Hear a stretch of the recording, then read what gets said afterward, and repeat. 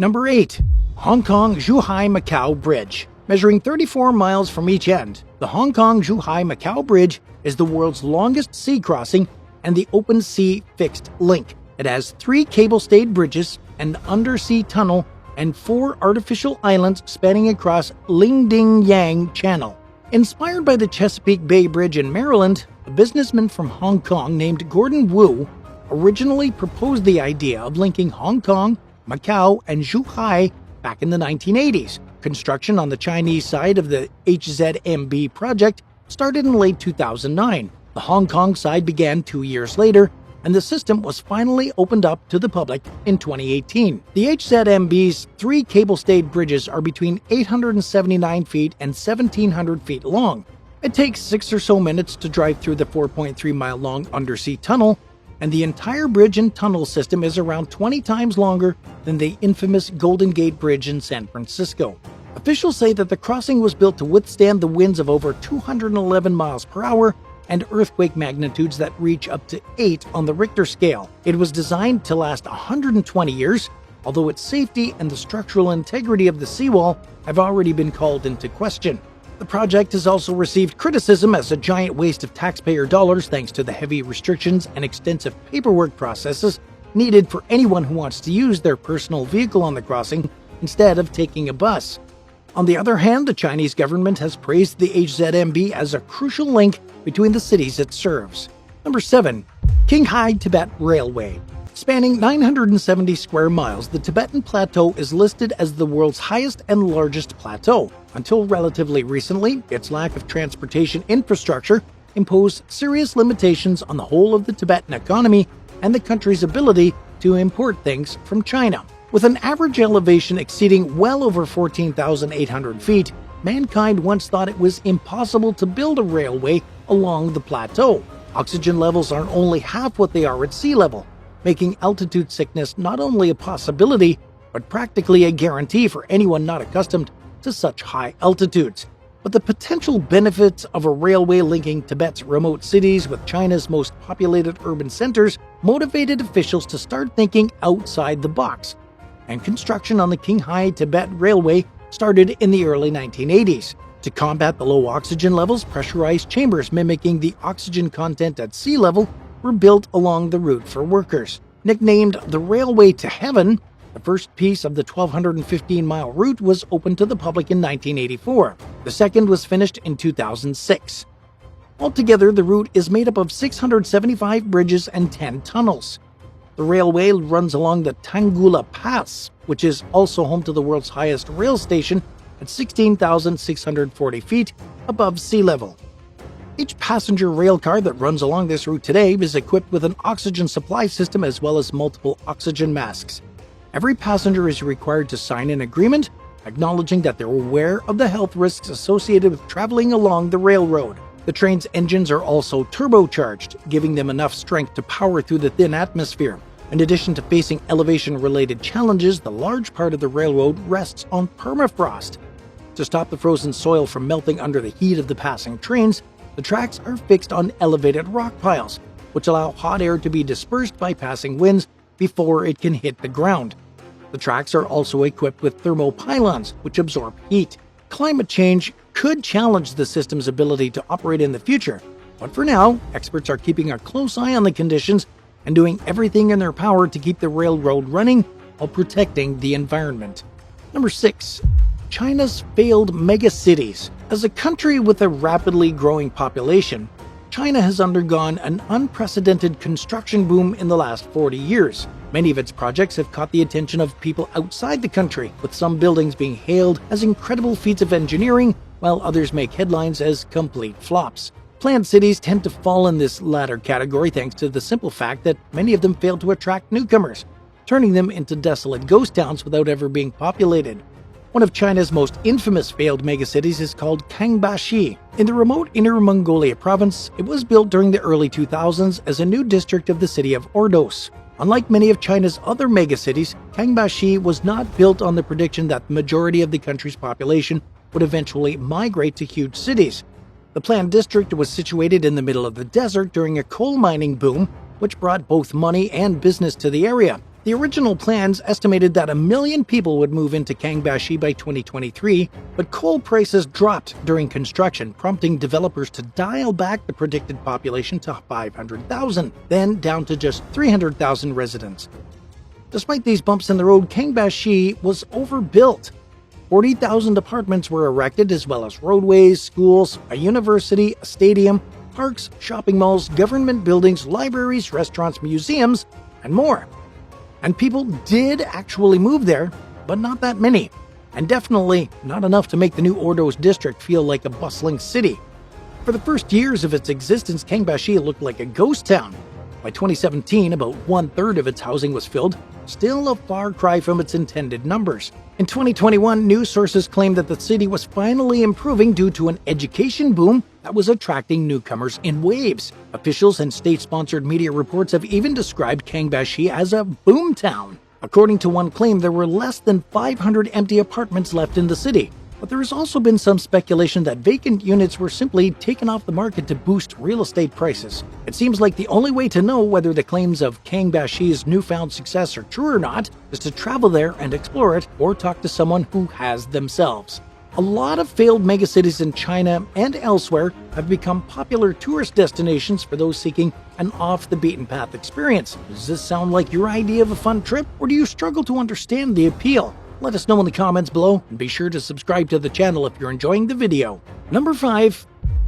Itaipu Dam. On the Paraná River, along the border of Brazil and Paraguay, the Itaipu Dam is the world's third largest hydroelectric dam. It produces more energy than any other dam on the planet. Negotiations between the two countries started in the 1960s out of a shared interest in hydroelectric development. Construction officially began in the early 1970s, and the facility started operating in 1984. Itaipu's power generating structure is almost 4 miles long, with a maximum height of 643 feet, or about 65 stories.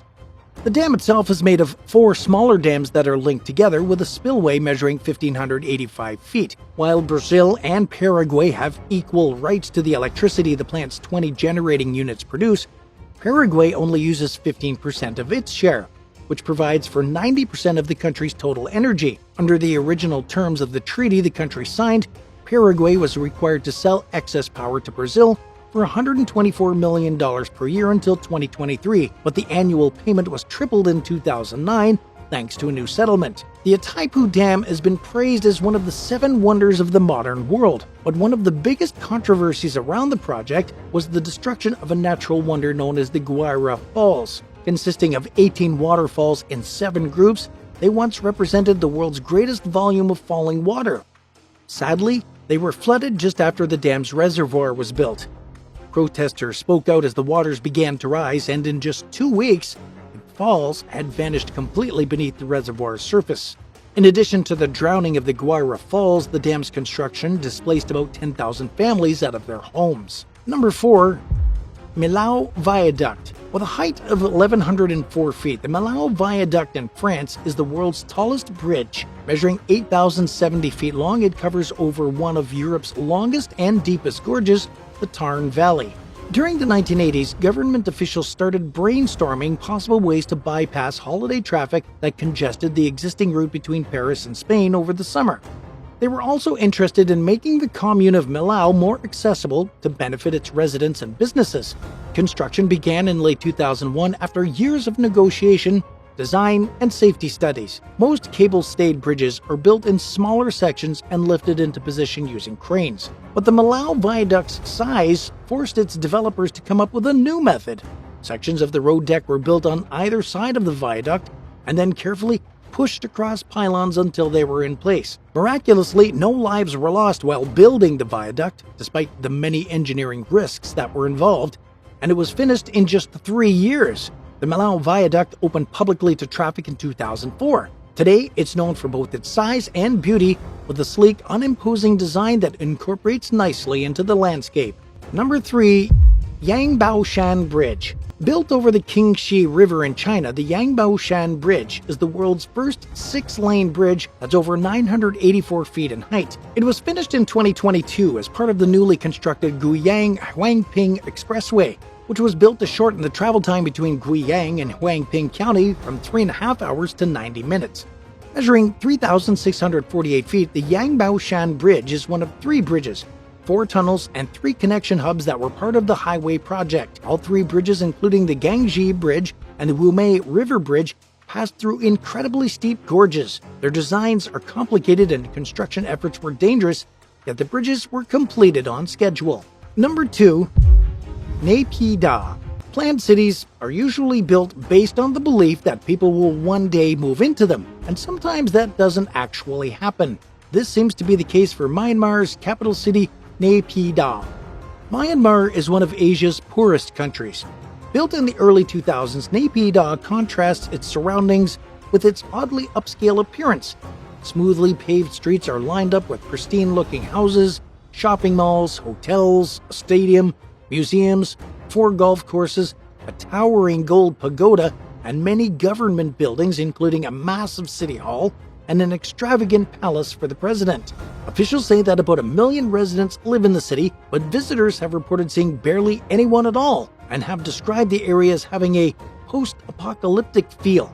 Even the 20-lane highways leading in and out of the metropolis and to and from the nearby airport are practically empty. Most of Naypyidaw's citizens seem to be people who were forced to move there, including civil servants and government officials. Many spouses and children stayed behind in the former capital city Yangon, as well as foreign workers who often fly to Naypyidaw for meetings and fly straight back to Yangon afterwards. Most countries have refused to move their embassies from Yangon to the new area, including the United States, even after being asked by the Myanmar government to do so. Nobody seems to know why the country's leadership decided to build Naypyidaw. Officials claim that Yangon was too congested for further government expansion, while many think that their real goal was to build a fortified citadel able to withstand foreign invasions and civil uprisings. Rumors say that the unusually wide highways were built so planes could land on them if the need ever rose, and there's also talk about a secret bunker network under the housing district that was built for high-ranked members of the government. Ironically, people were forced to move out of the area to make room for Naypyidaw, which has been nicknamed the world's emptiest megacity. And at number 1, Lujijiang Bridge. At 2,618 feet long, the Lujijiang Bridge in southwestern China's Yunnan province is relatively short compared to the world's other longest bridges, but it's impressive in its own right for being the longest single-tower suspension bridge on Earth. It's held up by a singular column anchored into a deep slope while cables support its weight on both ends. The towering structure connects 2 tunnels that are built straight into mountainsides. Perched almost 1,000 feet above a narrow canyon, it was constructed to be used as a quicker connection between Yunnan province and the rest of China. The bridge has also made it easier to get from one place to another within the province, shortening the travel time between cities of Yuji and Chuzhong from an hour and a half to just 2 minutes. Construction started out in 2019 and was finished within the 3-year deadline, thanks to robots that helped finish the job. In the future, the Lujijiang Bridge will serve as part of a 124-mile expressway, which is being built to improve the passage from China to other countries like Laos, Myanmar, and Vietnam. 9. Troll A platform. Built during the early 1990s, the Troll A platform is located in the Troll gas field off Norway's western coast. This 1,549-foot, gravity-based structure is considered one of the most complex engineering projects in world history. It's also widely considered to be the largest object moved by mankind. But this isn't exactly true. The Troll A platform is actually the second largest object ever moved by humans, ranking behind Gulfax C platform, another oil rig. Over a week-long period, from May 10th to May 17th, 1996, it was towed more than 120 miles from the Norwegian village of Vats to its current location in the North Sea. In 1996, the 683,600-ton Troll A platform was awarded the Guinness World Record for being the largest offshore gas platform on Earth.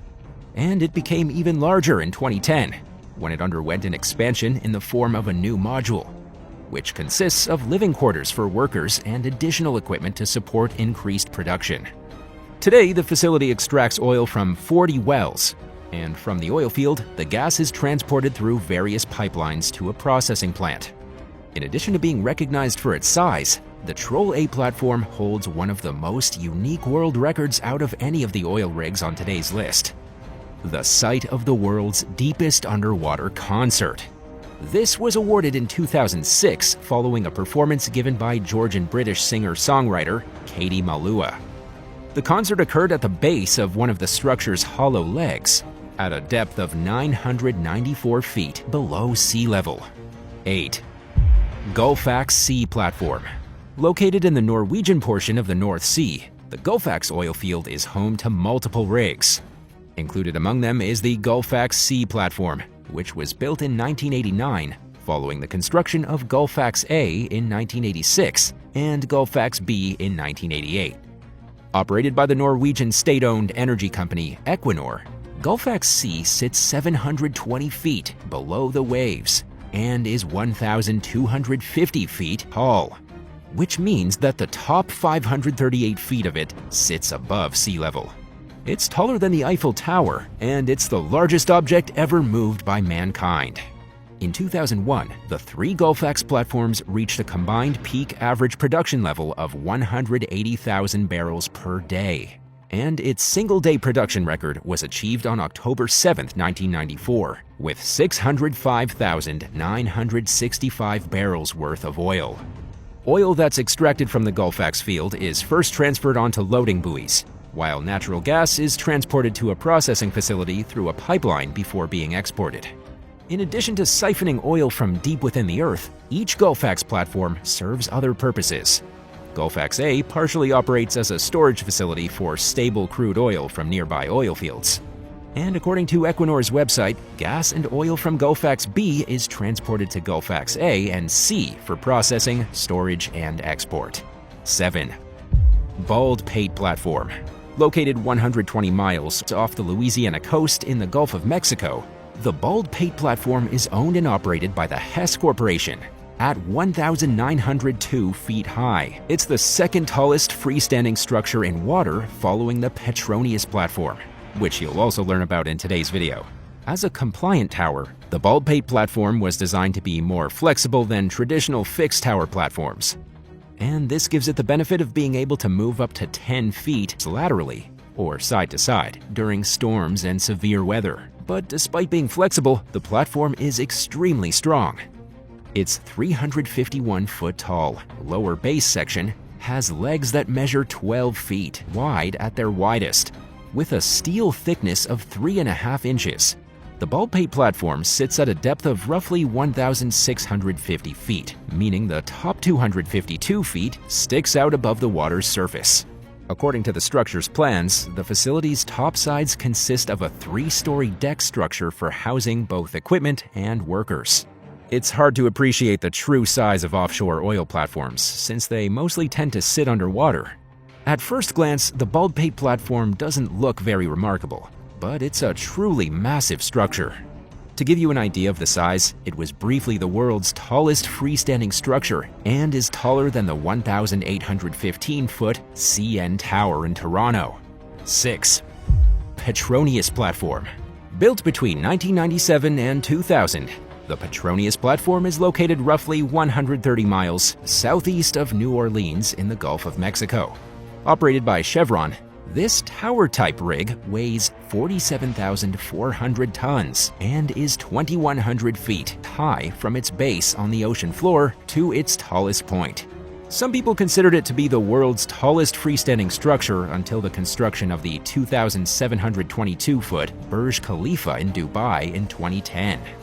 The Petronius platform sits at a depth of 1,754 feet, which means that the top 346 feet of the structure sticks up out of the water. The oil rig consists of a multi-level topside, which contains all the necessary equipment and pipelines, as well as housing for workers, an operations room, and a drilling rig. It gets the oil from the Petronius field, which was discovered in 1995 and was named after the Roman writer Gaius Petronius Arbiter.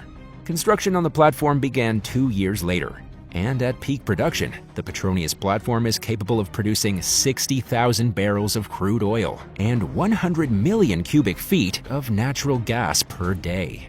Working on an offshore oil rig can be tough and dangerous, but many say that the pay is well worth it. Would you ever consider taking a job on a remote oil platform in the middle of the ocean? Why or why not? Let us know in the comments below. 5. Hibernia Platform. Located roughly 196 miles off St. John's, Newfoundland, the Hibernia Platform sits directly on the floor of the North Atlantic Ocean at a depth of 262 feet. It's situated within the Hibernia oil field, which was first discovered in 1979 following over a decade of exploration drilling. And since going into production in 1997, the Hibernia Platform has produced over 1,400 barrels of oil per day, with a gravity-based structure weighing 660,000 tons, a 41,000-ton topsides facility, and 500,000 tons of ballast holding its base in place. It's the world's largest oil platform by weight. The gravity-based structure contains storage tanks with enough room for the equivalent of 1.3 million barrels of crude oil. And in addition to holding the world record for its weight, the Hibernia Platform is also the first iceberg-resistant gravity-based structure.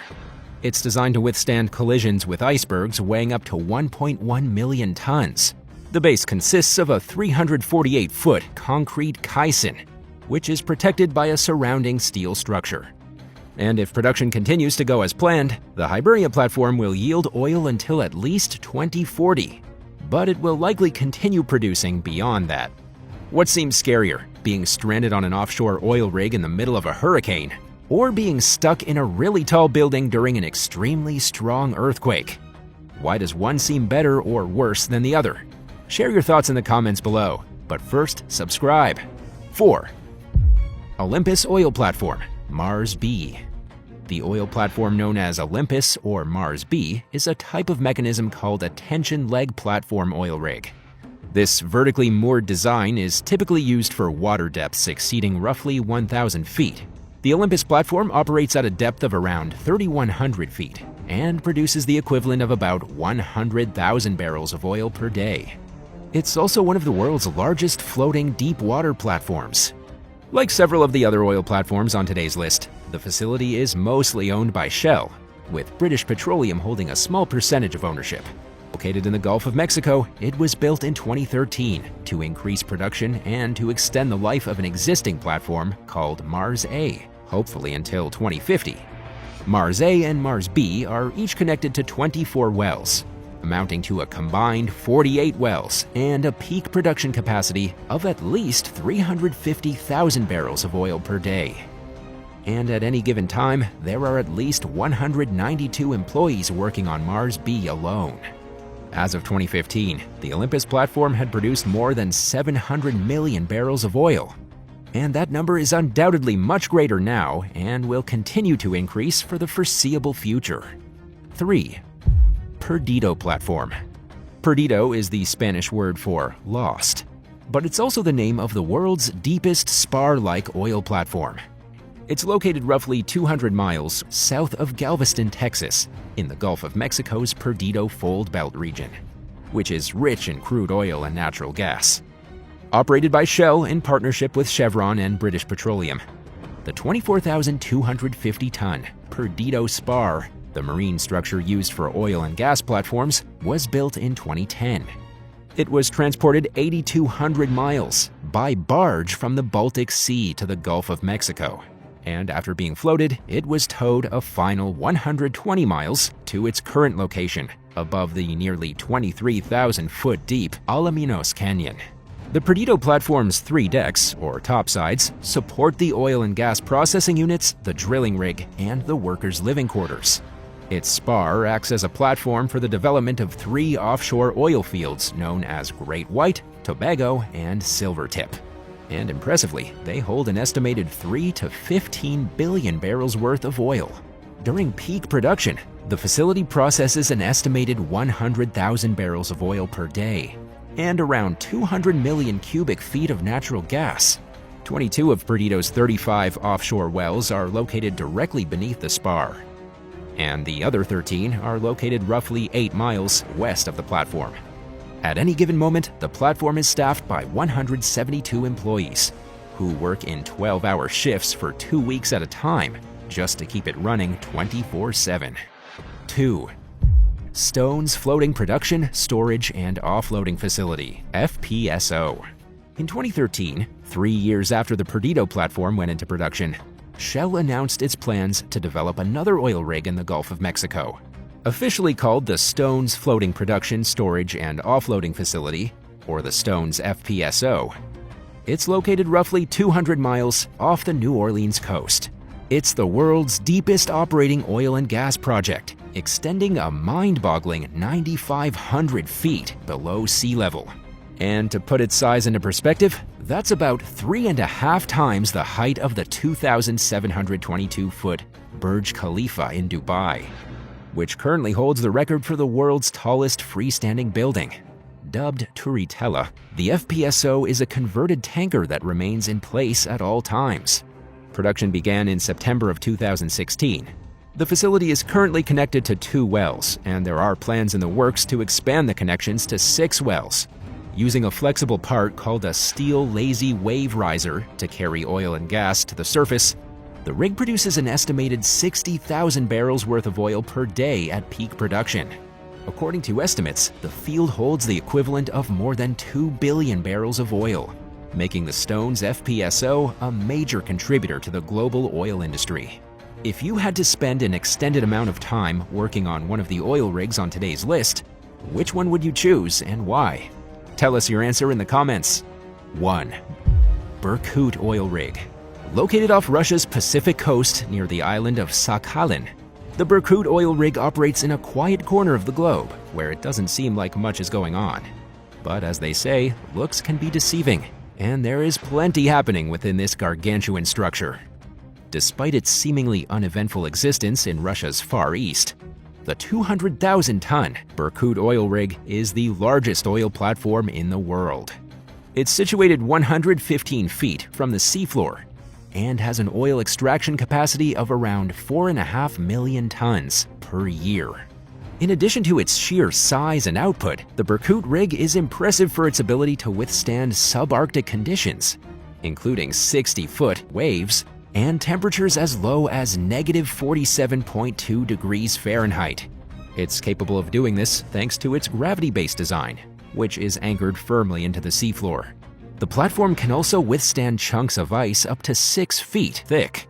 The Berkut oil rig taps into what's known as the Arkutin Dagi oil reserves. Discovered in 1989, the Arkutin Dagi oil field is the third and final part of the bigger project called Sakhalin-1.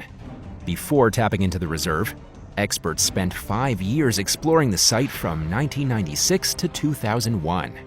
But production finally began in 2010. And in 2015, it was predicted that the Arkutin Dagi reserve would continue to produce oil through 2050. The plan includes drilling a total of 45 wells, including 28 oil-producing wells throughout the oil field.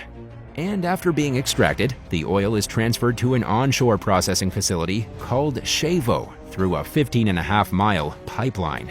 Petroleum oil is exported, while natural gas is sold domestically. 6. The Yellowstone Supervolcano. Yellowstone National Park is one of the most popular tourist destinations in the entire United States. It attracts millions of visitors each and every year who come to enjoy its natural beauty and diverse wildlife. But beneath the park's surface, there's a hidden danger that could pose a serious threat to the planet: a supervolcano. A supervolcano is a large volcanic system with the potential to produce eruptions hundreds or thousands of times more powerful than typical volcanoes. These eruptions have devastating effects on the environment, triggering global cooling, acid rain, crop failures, mass extinction, and social collapse. The Yellowstone supervolcano is one of the largest and most active in the world. It had 3 major eruptions in 2.1 million years, the last one being 640,000 years ago. These eruptions were global disasters that spewed black ash and gas into the air, blocking out the sun and changing the climate. The most recent eruption formed the Yellowstone Caldera, a large depression in the ground measuring about 28 by 46 miles. The Yellowstone supervolcano is dormant, meaning that it's mostly quiet and unlikely to erupt soon. But it isn't dead, and it could wake up at any time. Scientists monitor the volcano's activity by measuring seismic activity, gas emissions, and hydrothermal features. These indicators provide clues about the magma chamber under the volcano, which is the main source of its explosive power. One of the most fascinating and puzzling indicators of the Yellowstone supervolcano's activity is the presence of helium-4 gas. Helium-4 is a rare gas that's produced by the radioactive decay of uranium and thorium inside the Earth's crust. It accumulates in magma chambers and escapes to the surface through small cracks. In 2014, scientists reported that they found large traces of helium-4 gas being released from Yellowstone. They estimated the gas had been trapped in the rocks for nearly 2 billion years and was released by a recent uplift of the crust. The amount of helium-4 gas was about 60 tons per year. The presence of helium-4 in Yellowstone doesn't necessarily indicate an imminent eruption. It's just one of many factors scientists consider when assessing the volcano's status. But it does show that there's a lot of heat stored in the crust and that the volcano's active. The question remains, what would happen if the sleeping giant suddenly awakened? What would be the consequences of a massive Yellowstone eruption? The answer is not certain, but it is likely to be catastrophic. According to simulations, a large-scale eruption could eject about 1,000 cubic kilometers of ash and debris into the atmosphere, covering most of North America with a layer of ash. The ash would block out sunlight, reduce overall temperatures, damage buildings, and affect human health. The eruption could also release toxic gases like sulfur dioxide and carbon dioxide, which could result in acid rain and global warming. The effects of a Yellowstone eruption would not be limited to just North America either. The ash could spread around the world, carried by wind currents and affecting other continents. The global climate could change for years or decades, causing droughts, famines, diseases, migrations, and social unrest. Of course, these scenarios are based on assumptions that may not reflect reality. There are many variables involved in predicting volcanic eruptions and their possible impacts. It's possible that a Yellowstone eruption could be smaller or larger than expected, or that it could happen sooner or later than expected. The bottom line is that we don't know for sure when or how the Yellowstone supervolcano will erupt. We can only monitor it and prepare for possible consequences. Yellowstone is a sleeping giant that could awaken at any time. 5. Toba, the supervolcano that almost ended humanity. Toba is a supervolcano on the Indonesian island of Sumatra.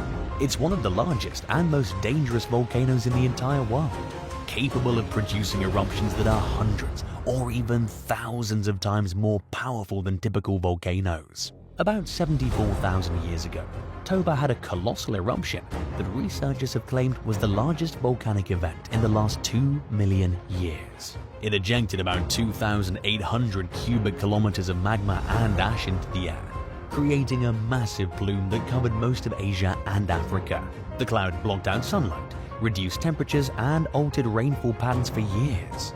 This caused a global cooling period called a volcanic winter, which lasted for nearly a decade. The Toba eruption had a devastating impact on the Earth's environment. It destroyed vast areas of vegetation and wildlife, triggering widespread famines and diseases. It also affected the evolution and survival of humans, who were still in their early stages of development. According to a few theories, the eruption of Toba caused a genetic bottleneck in the population, meaning that it reduced the genetic diversity of humans and number of individuals. Some estimates suggest that the human population may have dropped to as low as 3,000 to 10,000 people worldwide.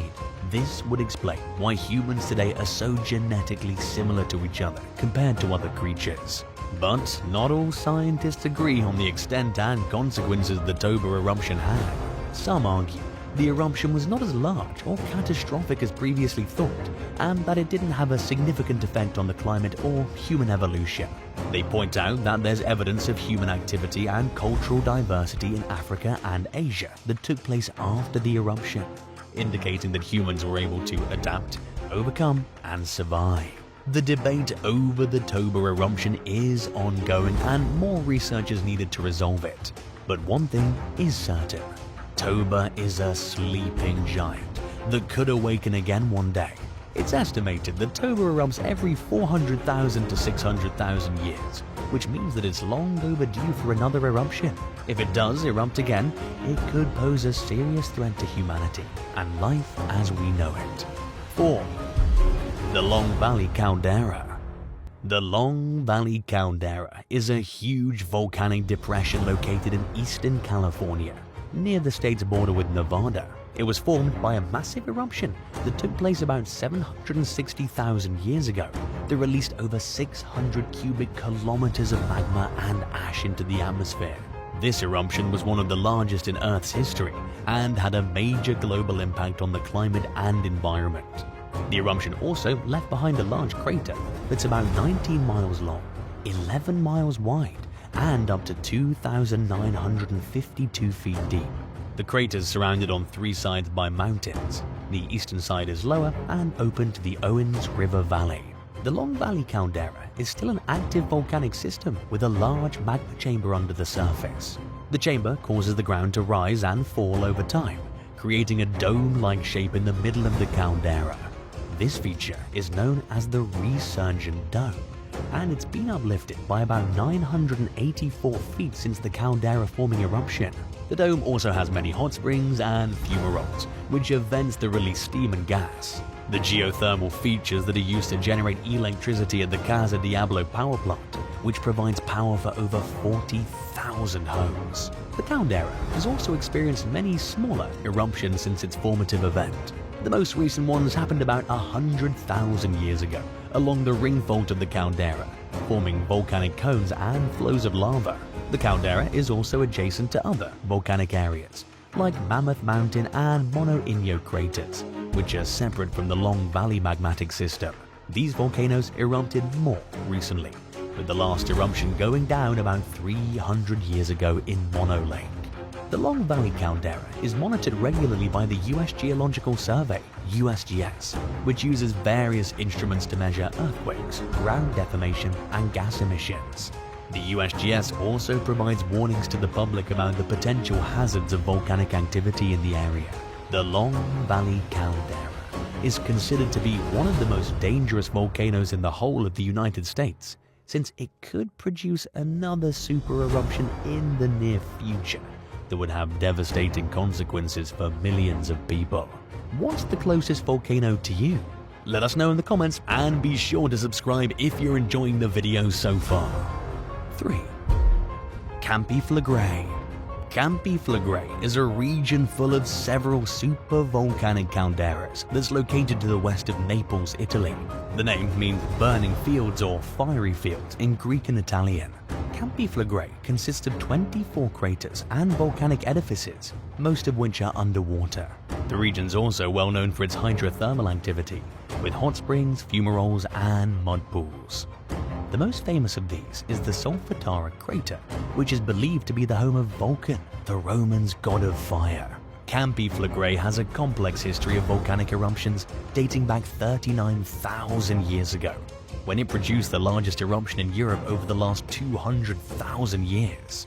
This eruption, the Campanian Ignimbrite eruption, expelled about 200 cubic kilometers of magma and ash. Some scientists have suggested this eruption may have contributed to the extinction of Neanderthals and the rise of modern humans. The most recent eruption of Campi Flegrei happened in 1538, when the ground below the region rose by 65 feet before bursting into an explosion. This eruption created a new mountain, Monte Nuovo, and buried a nearby village under lava.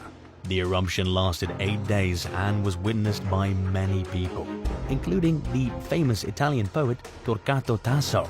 Today, Campi Flegrei is a regional park that attracts visitors for its natural beauty and cultural heritage. The area is rich in archaeological sites, like the ancient Roman city of Baia, the Temple of Serapis in Pozzuoli, and the Flavian Amphitheatre. Campi Flegrei is also considered a supervolcano that could pose a serious threat to millions of people nearby. The region's been experiencing episodes of unrest since the mid-20th century. Scientists are monitoring the volcano closely to understand its behavior and predict future eruptions. 2. Mount Fuji. Mount Fuji is Japan's most famous and tallest mountain, with a height of 12,388 feet. It's located on the island of Honshu, 60 miles west of Tokyo. It's an active volcano belonging to the Pacific Ring of Fire, a zone of frequent earthquakes and volcanic eruptions. Mount Fuji has not erupted since 1707 though, but is still heavily monitored by scientists for any signs of activity. Mount Fuji is a symbol of Japan's culture, history, and religions. It's been regarded as a sacred mountain since ancient times, and many shrines and temples are built around its base. It's also a popular destination for tourists and pilgrims who climb to the summit to see the sunrise and pray. Mount Fuji is open for climbing from July to September, and over 300,000 people visit every year. Mount Fuji is also a source of inspiration for artists and writers. It's been depicted in countless paintings, prints, poems, novels, and films. One of the most famous representations of it is the series of woodblock prints called 36 Views of Mount Fuji by Hokusai, which were made during the early 19th century. These prints show the mountain from different angles and seasons, highlighting its beauty. Mount Fuji is a natural wonder that's captivated the hearts and minds of people for centuries. It's a national treasure that represents Japan's identity and spirit. It's also a World Heritage Site that deserves respect and protection. Mount Fuji is more than just a mountain. It's a living legend. 1. Popocatépetl. Popocatépetl is a majestic volcano that rises high above the Mexican plateau. Its name translates to smoking mountain in the Nahuatl language of the Aztecs, who considered it a sacred source of life. Popocatépetl is the second highest peak in Mexico, right after Pico de Orizaba, and the fifth largest in all of North America, with an elevation of 17,802 feet. It's also one of the most active volcanoes in the world, having erupted over 15 times since the Spanish conquest in 1519. Popocatépetl is part of the Trans-Mexican Volcanic Belt, a chain of volcanoes that stretches from the Pacific coast to the Gulf of Mexico. It's located on the border of the states of Puebla, Morelos, and Mexico, about 45 miles southeast of Mexico City. It's linked to its twin volcano Iztaccíhuatl by a high saddle called the Paso de Cortés. The two volcanoes form the core of the Iztaccíhuatl-Popocatépetl National Park, which covers an area of nearly 63,470 acres and protects a rich biodiversity of flora and fauna. Popocatépetl has a symmetrical cone shape that's covered by snow and ice. It has a large crater measuring about 2,600 feet in diameter and 1,000 feet in depth. The crater holds a lava dome that's constantly growing and collapsing due to volcanic activity. Popocatépetl emits steam, gas, ash, and sometimes even lava in its eruptions, which pose a threat to nearby populations and the environment. The most recent eruptive period started in 2005 and continues to this day. Popocatépetl is not only a natural wonder, but also a shining cultural symbol. It's inspired many legends, myths, and artistic expressions throughout history. One of the most famous stories is that of Popocatépetl and Ixtlahuatl, two lovers who were turned into volcanoes by the gods. Popocatépetl is said to watch over his beloved Iztaccíhuatl, who lies asleep as a dormant volcano. Popocatépetl is also a source of pride and identity for Mexican people, who admire its beauty and power. Thank you for watching this video. We hope you learned something new and interesting about volcanic eruptions that could potentially change the course of history. If you enjoyed this video, please give it a thumbs up and subscribe to our channel for more content. And don't forget to share your thoughts and questions in the comment section below. Until next time, stay curious and keep exploring.